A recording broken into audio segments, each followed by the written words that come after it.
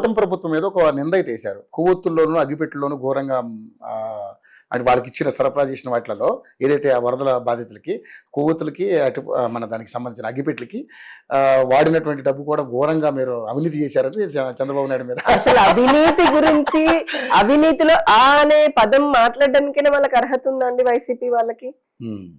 5 సంవత్సరాలు వాళ్ళు పాలించినప్పుడు రాష్ట్రాన్ని భూ కబ్జాల్లో నెంబర్ 1, శాండ్ మైనింగ్ లో నెంబర్ 1, ల్యాండ్ మైనింగ్ లో నెంబర్ 1, డ్రగ్స్ లో నెంబర్ 1, ఇంకా కల్తీ లిక్కర్ లో నెంబర్ 1, ఇంకా చెప్పుకుంటూ పోతే బూతులలో నెంబర్ 1, అబ్యూస్మెంట్ లో నెంబర్ 1, సోషల్ మీడియా ట్రోలింగ్స్ లో నెంబర్ 1, అన్నిట్లో నెంబర్ 1 లాగా రాష్ట్రాన్ని అధోగతి పాలు చేసి, ఇవంతా నేను ర్యాంకులు చెప్పట్ల, పాజిటివ్ డెవలప్మెంట్ లో నెంబర్ 1 కాదు, అన్నిట్లోనూ అధోగతిలో చేసినటువంటి నెంబర్ 1 చేసి అవినీతి.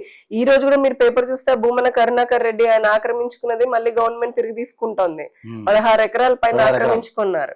సో ఇట్లాగా వాళ్ళ నాయకులందరూ చూడండి, ఆయనకి జగన్మోహన్ రెడ్డి పైగా ఆయనకు ఉన్నటువంటి అంటే ఆయన పార్టీకి ఉన్న నేచర్ ఏంటి, బూతుల్లో పిహెచ్డి చేసిన వాళ్ళకి ఎంపీ ఎమ్మెల్యే టికెట్లు ఇస్తారు, మంత్రులను చేస్తారు. అసెంబ్లీ సాక్షిగా మహిళలని బండబూతులు తిట్టించి వాళ్ళ పుట్టుకల గురించి ఆయన సొంత చెల్లి, ఆయన సొంత తల్లి, నిజంగా చాలా బాధాకరం. ఒక స్త్రీ లాగా నేను మాట్లాడకూడదు. సొంత చెల్లి, సొంత తల్లినే క్యారెక్టర్ అసాసినేషన్ సొంత టీమ్ తో చేయించినటువంటి వాళ్ళని నేను ఇప్పటివరకు చూడలే. ఒక వైసీపీలోనే మనం చూస్తాం. అది ఎందుకు? కేవలం స్వార్థ రాజకీయాల కోసం అని చెప్పాలి. అటువంటి వాళ్ళు ఇంక మా ప్రభుత్వాన్ని, ఇప్పుడు మాలాంటి రూలింగ్ ప్రభుత్వాన్ని ఎలా వదులుతారు? సో అక్కడ మొదలు పెట్టినటువంటిది మొన్న మత విద్వేషాలు, కుల విద్వేషాలు, ప్రాంతీయంగా చిచ్చు పెట్టడాలు. అతను అంతకుముందు పాస్టర్ ఒక అతను యాక్సిడెంట్ అయి చనిపోతే అతను కూడా రాష్ట్ర ప్రభుత్వం పైన ఇది చేయాలని చెప్పని చూసారు. ఆ తర్వాత మొన్నటికి అతను జోసెఫ్ అనే అతను కూడా వైసీపీ వెనకాలండి అంత డ్రామా నడిపించింది. ఇంకా ఒకటేమిటి, ప్రతి అంశంలోనూ కూడా అమరావతి భ్రమరావతి అన్నారు, ఇప్పుడు కూడా మళ్ళీ మావిగన్ అంటున్నాడు. అసలు ఆ జగన్మోహన్ రెడ్డి గారికి మొదలు పెట్టుకుని ఆయన టీం అందరికి కూడా ఒక స్పష్టమైన ఆలోచన లేదు.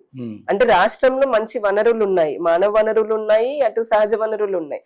ఆ మానవ వనరుల జోలికి వెళ్ళరు, ఎందుకంటే వీళ్ళకి అసలు తెలివితేటలు లేవు కాబట్టి. ఎలా డెవలప్ చేయాలంటే స్కిల్స్, హ్యూమన్ రిసోర్స్, దాన్ని ఎప్పుడు టచ్ చేయాలి. టచ్ ఎలా చేశారు? 5 రూపీస్ ఇచ్చి పేటిఎం కి ఉపయోగించుకున్నారు. లేదా ఈ డ్రగ్స్ విపరీతంగా కల్తీ మత్తులో యువతని వాళ్ళు అందులో తూగిపోయేలాగా చేసి వీళ్ళ వెనకాల తిప్పుకున్నారు రాజకీయంగా, అంతవరకే. కానీ ఏ విధంగా ఇన్వెస్ట్మెంట్స్ తీసుకురావాలి, ఇండస్ట్రీస్ తీసుకురావాలి, ఉపాధిని ఎలా పెంచాలి అనే దానిపైన ఆలోచన చేయలేదు. దోచుకోవడం మనం తెలిసింది, ఇంతకుముందే చెప్పుకున్నాం. ఉన్న పరిశ్రమలను పరిగెత్తించి పెద్ద పెద్ద పరిశ్రమలు వెళ్ళిపోయినాయి కదా. ఈ రోజున మీరు చూడండి, దగ్గర 25 లక్షల కోట్ల ప్రాజెక్టులు అనేది ఆంధ్రప్రదేశ్ కి వచ్చాయి.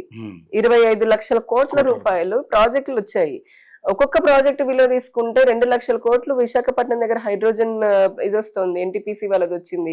ఇక్కడ కడపలో స్టీల్ తీసుకోండి, లేకపోతే అమరావతికి ఇప్పుడు కేంద్ర ప్రభుత్వం దాదాపుగా 30,000 కోట్లు డైరెక్ట్ గా ఇచ్చింది.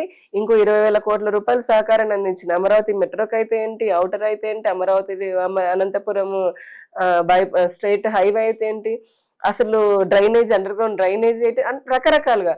పోలవరము 100%. మొన్ననే మా భారతీయ జనతా పార్టీ రాష్ట్ర అధ్యక్షుడు ఆధ్వర్యంలో పోలవరం విజిట్ చేసి వచ్చాము. ఎంత అద్భుతంగా ముందుకు వెళ్తోంది.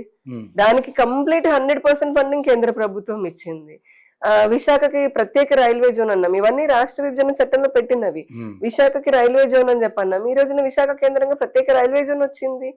అలానే కడపలో స్టీల్ ప్లాంట్ వచ్చింది, ఐఐటీలు వచ్చాయి, ఐఐఎంలు వచ్చాయి, మంగళగిరిలో ఎయిమ్స్ వచ్చింది, 50కి పైగా కేంద్ర సంస్థలు.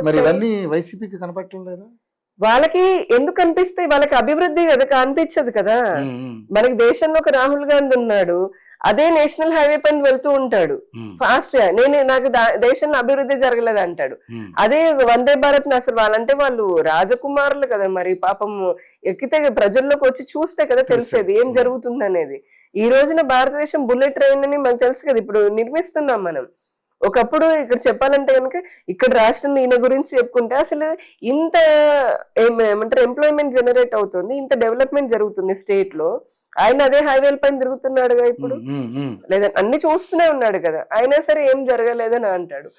మాటి మాటికి శవ రాజకీయాలు చేస్తూ కులాల మధ్య మతాల మధ్య చిచ్చు పెట్టుకొని ఎలాగైనా సరే ఈ ప్రభుత్వాన్ని డీస్టెబిలైజ్ చేయాలని కంకణం కట్టుకున్నారు. కానీ ప్రజలు నమ్మే పరిస్థితుల్లో అయితే లేరండి. మా ప్రభుత్వంలో 2 సంవత్సరాల్లో ఇచ్చిన హామీలన్నిటిని నెరవేరుస్తూ అటు డెవలప్మెంటల్ యాక్టివిటీస్ కూడా చాలా స్పీడ్గా వెళ్తున్నాయి. బై నెక్స్ట్ ఇయర్ ఇంకా చాలా కంప్లీట్ అవుతాయి. Right. అన్ని ప్రారంభమైన చాలా ఫాస్ట్ స్పీడ్ గా వెళ్తున్నాయి కార్యక్రమాలన్నీ.